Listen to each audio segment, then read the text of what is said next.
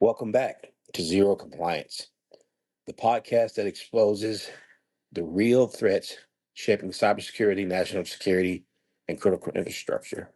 I'm Manuel Lloyd, and today we're going to do a deep dive into the hidden world of cybercrime, a multi-billion-dollar industry that's thriving in the shadows. Sounds creepy, doesn't it? Excuse me. Well, we often think of cyber criminals as lone hackers, but really, it's far more complex. Cybercrime has become a professional or a professionalized, organized, and highly profitable ecosystem. And you'll see what I mean as we get into this discussion. From ransomware gangs operating like tech startups to dark web marketplace selling stolen data. The underground cyber economy is booming, and people take it for granted. But an email could be $5. If you get a million emails, it's $5 million, and it's easy to get. Yeah, all you have to do is just exploit a database or a SQL Server database, or any kind of database, Oracle database, whatever kind. So, but in this episode, we'll uncover how ransomware as a service, yep, RaaS, ransomware as a service, has turned hacking into a subscription business. If you want to hack, just like you have software as a service, like a CRM or EDR or a EHR system, whatever the case may be, a cloud-based system. Now you have ransomware as a service, and it's turned hacking into a subscription business. Dark web marketplaces where criminals buy and sell stolen data. We'll talk about that. We'll talk about how cyber criminal gangs operate like corporations. Some even work for nation states. Then we'll talk about what businesses, governments, and individuals must do to fight back. So, cybercrime is no longer just a security issue, it's a national security crisis. Let's get into it. First thing I want to talk about is this RaaS, so this ransomware as a service, cybercrime gangs um, becoming corporate, basically. Imagine a world where anyone, even without technical skills, can pay a monthly fee, a monthly subscription fee, to launch a ransomware attack. That's exactly what's happening with ransomware as a service, or RaaS. RaaS, however you want to pronounce it. What is ransomware as a service, or RaaS? Well, cyber criminals rent out ransomware tools. They rent them out to affiliates. Just like SaaS, or software as a service, companies offer software subscriptions. No coding skills are required. Users get step by step guides to deploy malware and demand ransom payments. And the profit sharing model is used, where ransomware developers take a cut of every successful attack. It's a booming business.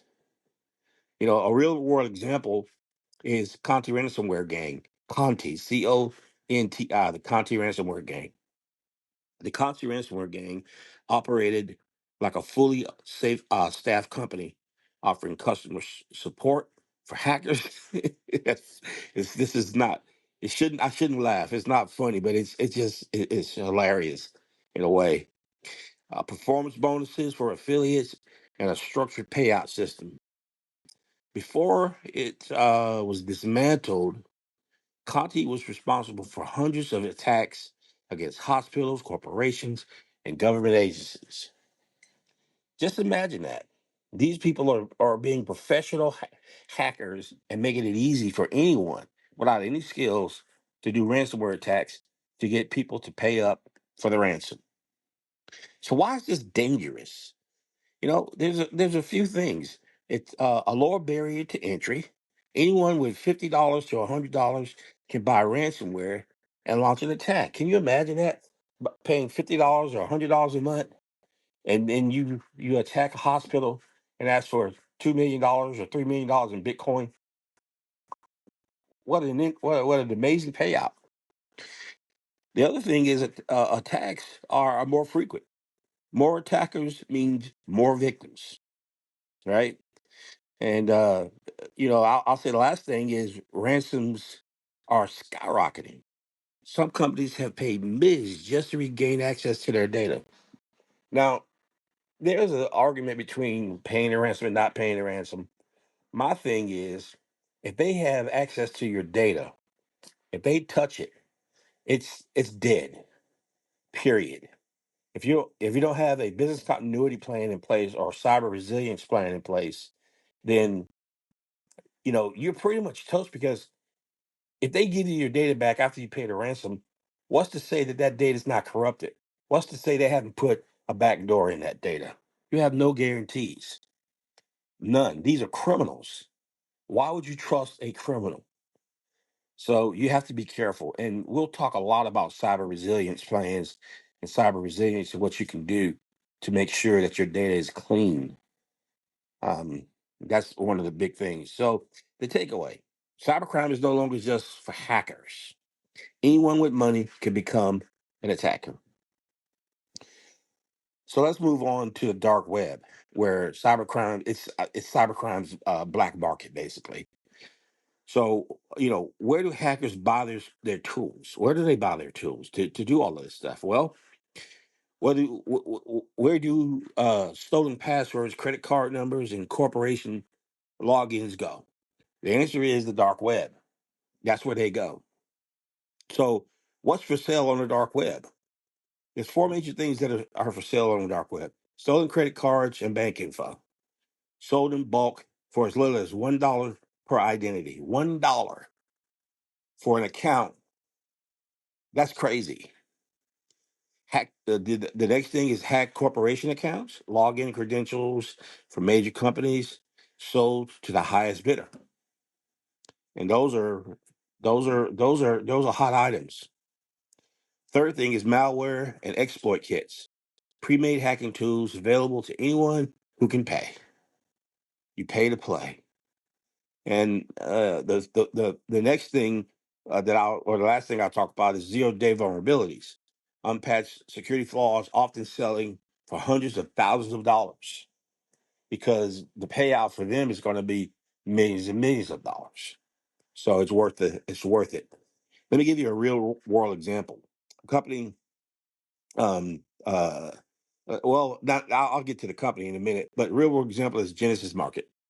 Genesis Market was a dark web marketplace that specialized in selling digital fingerprints, stolen browser cookies, device info, and login credentials. This allowed the hacker to bypass security systems as if they were the real user. So law enforcement eventually took it down, but dozens more have popped up into its place. The dark web isn't just a hacker's playground, it's an underground economy that never sleeps. So let's move on and talk about cybercrime gangs, organized crime in a digital age. This is one of the reasons why I stopped. Um, I had my cybersecurity firm, but dealing with the mob and dealing with nation states is something I didn't want to do directly. You know, I will work with governments and national security organizations, whether they be um, uh, contractors or whatever or government agencies. I'll work with them and help guide them. But it's tough being a small guy like me, being a small business like me, to try to deal with these large gangs like this. So you even have you have three levels of cybercrime gangs, right? So number one, there's small scale fraud rings, individuals running phishing scams and identity theft, which is fine. I can deal. That was not a problem for me. Number two would be organized crimes syndicates, groups like FIN7 running ransomware and large scale financial fraud. Number three would be nation state sponsored hackers. And these are the ones that really bugged me as an individual small business. These are cyber gangs working directly with governments to steal data and disrupt critical systems. Their whole goal is to destabilize nations.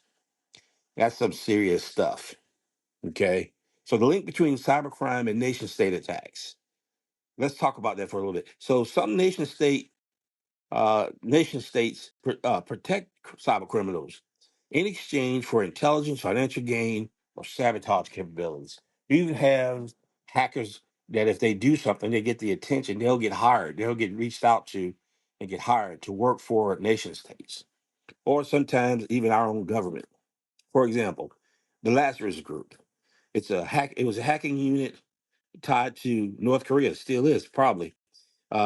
They've stolen billions of cryptocurrency to help fund the country's economy.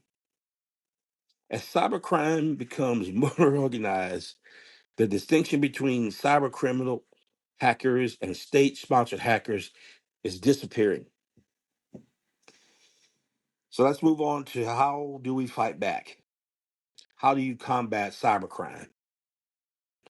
What can be done? Well, how governments are responding are in three ways. International cybercrime task forces. Law enforcement is working together to shut down dark web markets and ransomware networks. Number two, strong regulations. Governments are pushing for hacker or harsher penalties and cyber security mandates. Number three, sanctions and seizures. Authorities are freezing assets and disrupting ransomware payment channels. Now, all of those things are well and good, but you're dealing with criminals, and you're dealing with criminals you can't see. So, I'm a big advocate of hacking back. I know it's not legal, but I'm a big advocate for pushing for making it legal because you're basically saying that if someone hits me, I can't hit them back. That doesn't make any sense to me. It doesn't make any sense to me. I understand the implications of it getting out of hand, but at the same time, you either have to speed up the mitigation of these hackers or I'm hitting back. That's just the bottom line. So how businesses can protect themselves are in three ways. Okay. These are the legit so-called clean ways of doing it, right? So they can adopt a zero trust security model, never assume any user or system is safe. I mean any user, from the CEO to the new intern. You have to forget trust but verify. Think about never trust, always verify when it comes to cyber, right?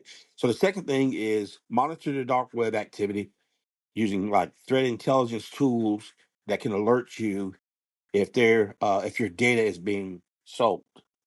Okay. And number three, train employees to spot phishing attacks. Awareness is the first line of defense. You should always have a cybersecurity awareness training within your organization if you're a business. The fight against cybercrime is an ongoing thing, but we can't afford to lose. I mean, you're talking about destabilization of a country. And then once things get destabilized, once systems fail, especially financial systems, people start doing crazy things. So let me give me my final thoughts on this topic. Cybercrime isn't just growing, it's evolving. We have to evolve with it. So the key takeaways from today's episode are four things I will say, which is cybercrime is now a multi-billion-dollar economy fueled by ransomware as a service. The dark web is a home uh, to thriving black markets and stolen data and hacking tools. Number three, cyber gangs operate like corporations. Some even work for governments, nation states. And finally, number four, stronger defenses, better intelligence, and global collaboration are the key to fighting back. I'm a big proponent of interoperability. Just like on 911 in America, everybody had disparate systems that were talking within, but not to each other. So interoperability is a big thing you'll hear me talk about a lot and be a big advocate for. So thank you. And let me just tell you what's coming up on the next episode. In episode 6, We explore the rise of AI-powered cyber attacks, covering deep fake scams and AI-generated fraud, how cyber criminals are using AI to deceive. Then we'll talk about autonomous hacking tools, AI-driven cyber threats that evolve on their own, which is scary, and how defenders can use AI to fight back. The race for AI-powered cybersecurity. So I appreciate you listening in, and I hope you subscribe to this Zero Compromise channel or podcast and stay ahead of cyber threats shaping our future. So you can follow me on Twitter, LinkedIn. Just put my name in at Manuel W. Lloyd, ManuelWLLoyd, on anywhere, and I'll come up. And I thank you for joining. And remember, companies or compromise is not an option. Have a great day.